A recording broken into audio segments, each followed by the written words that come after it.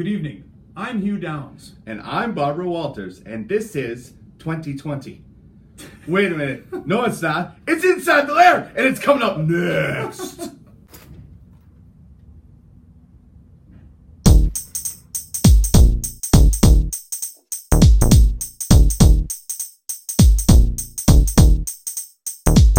Now we tell the stories all about how our knights came in and pumped up the crowd. And we'd like to take a minute, just pull up a chair, tell you all about the week on Inside the Lair.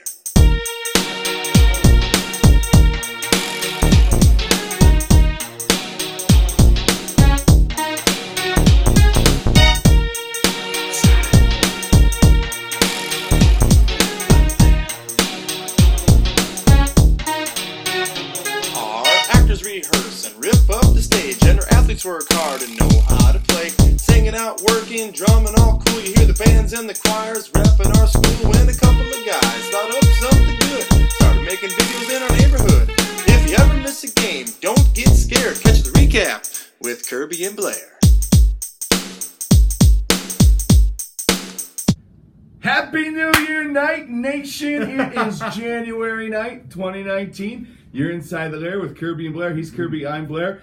And we got lots to talk about as our Knights are getting into 2020 and they're going strong. Let's start with boys basketball. We're 5-6. For the first time in a long time, we can say we have a 5-win team this far into a season. Over the holidays, they won the Tri-City United Tournament, beating Gibbon Fairfax Winthrop 75-63 and TCU 57-40.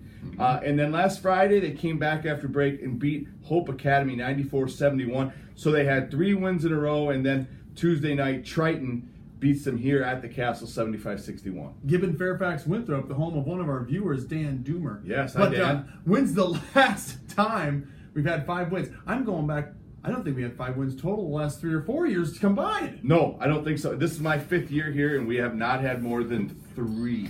Was it 3 high? Okay, anyways, 3 high, yeah. Anyways, yeah, I watched them over the break for that first game against GFW.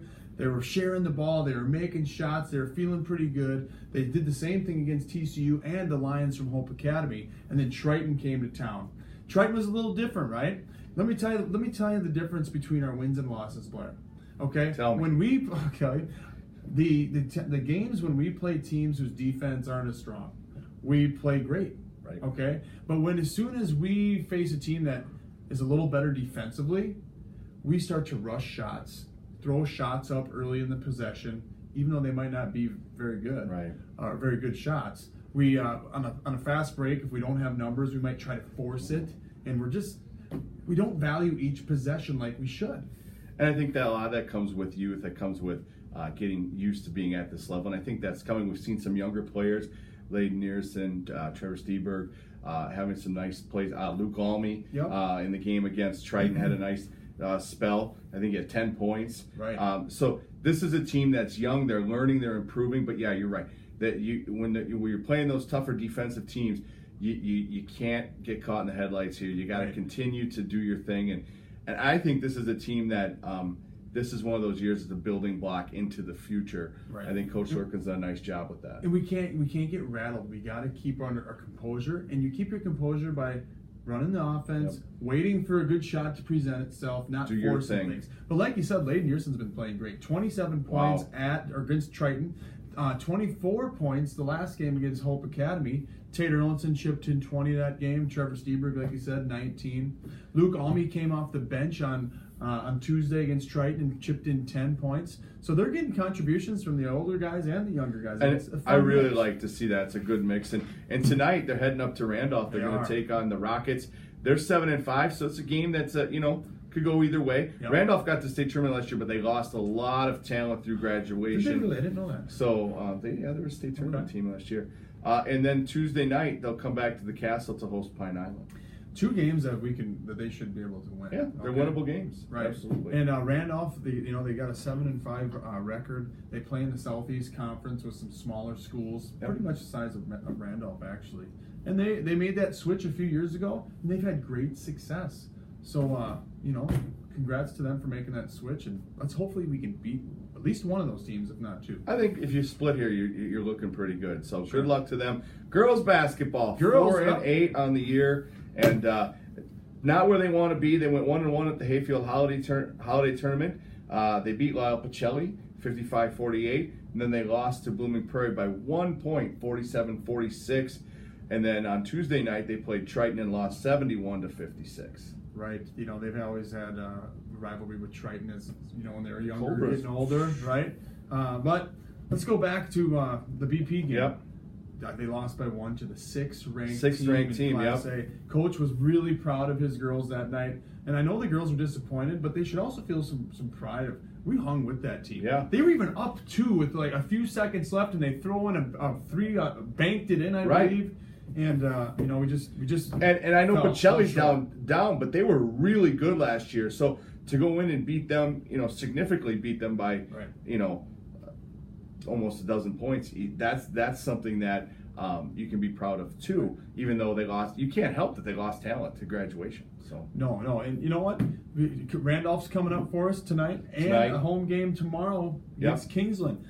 Maybe a chance for 2 more dubs. Randolph 5-7, Kingsland 8-6, but again, Kingsland, both these schools play much smaller opponents, so you never know what the records. I think this is at least a 1-1 or a 2-0 sweep for the Lady Knights, and I think they need to get that because at 4-8 at this point in the season, I think they got to start putting some wins together and get ready to put themselves in a decent seed. You want the highest seed possible. Yeah. So, anyways, let's go to wrestling. Yeah, let's wrestle. Gosh, people, would you pay for that? Would you pay for that? A sanctioned match? I'm just going off here. Oh my gosh, thumb wrestle. Let's thumb wrestle.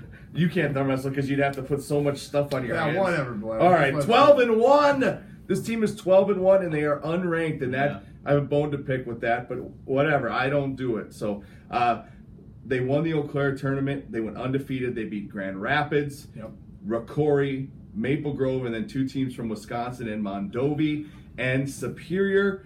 The Knights were Superior, winning that tournament, and they're looking really good. And this is a team that doesn't have a lot of stars.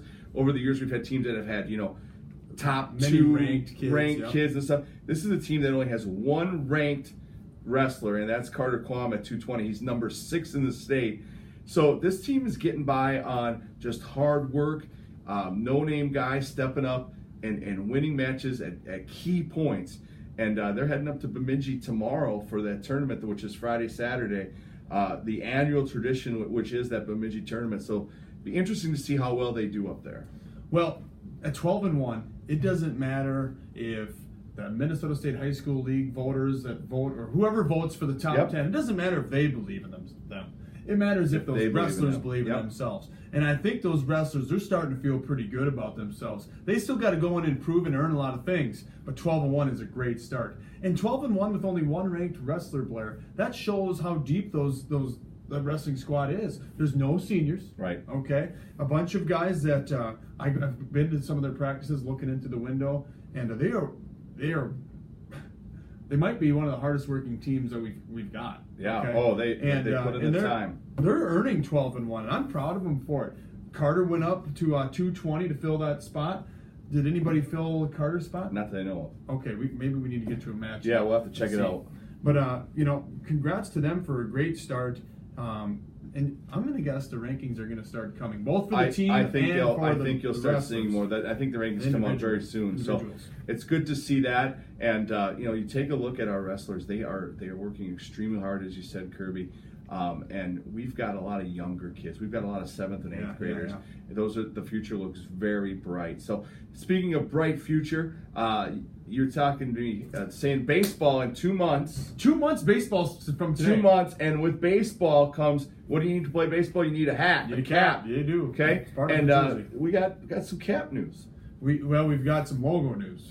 Yeah, on Monday night at the school board meeting, the school board voted 4-3 in favor of being able to take the knight head off of the logo that you see on the screen right now.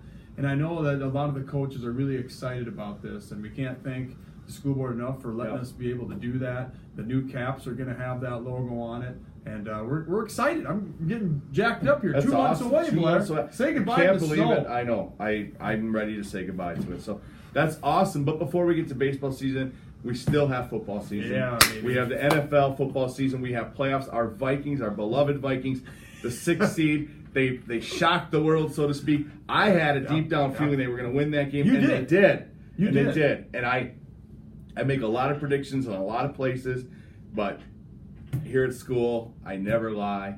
And so, Before you give your prediction Okay. this weekend, I will give you credit, Blair. Last week we came back to school for Thursday and Friday. Yep. At lunch, you said, "I got a weird feeling that the Vikings are going to pull this out." yeah. And it came true. Now we're here talking about San Fran. How do we match up? Well, we match up. I mean, we got some energy problems maybe in the wide receiver spot, but hopefully they stitched up Thielen, and hopefully Diggs gets over his illness. And, I think this You're not is... a Diggs guy. I'm not a Diggs guy. I think that this is a team that if they play their game and go into San Francisco, they're playing a team with not a lot of playoff experience. Can they handle the 1 seed? Can they handle playing at home in front of their fans who have high expectations? San Francisco, their fans, they expect really good things. Kyle Shanahan, the coach, first playoff game. Yep. Garoppolo. The Garoppolo first playoff game where he started. This is the Vikings' advantage in that capacity. Can they throw the football? Can they consistently run the football? I like our chances. I think it's going to be close. I'm going to say Vikings 27, 49ers 24.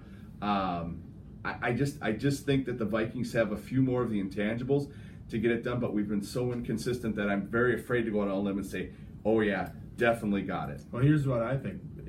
I don't know who's going to win, but it's going to be close. Probably a 1-possession score at the end of the game. If we stop Kittle and we don't let him stop us Kittle, around, you win. I think we stop we Kittle, pull it out. And if your D-backs play the way they did last week, you'll be all right. Here's what's going to happen. Okay, we just took down the 3 seed. We're going into the 1 seed. We're going to take them down. Next week, we're going to go play the 2 seed, and we're going to beat the 1st, 2nd, and 3rd seeds to get to the Super Bowl. Slow down, Cowboy. One game at a time. We are 0-0 in San Francisco week. Next week, we'll talk more about the other week. PJ. Robo! I'm going to go. All right. Hey, have a great week, Night Nation. We'll see you next time. And thanks for watching. You've been watching Inside the Lair with Kirby and Blair. He's Kirby, I'm Blair. We'll see you later. We're out. I'm Hughes. He's Barbara.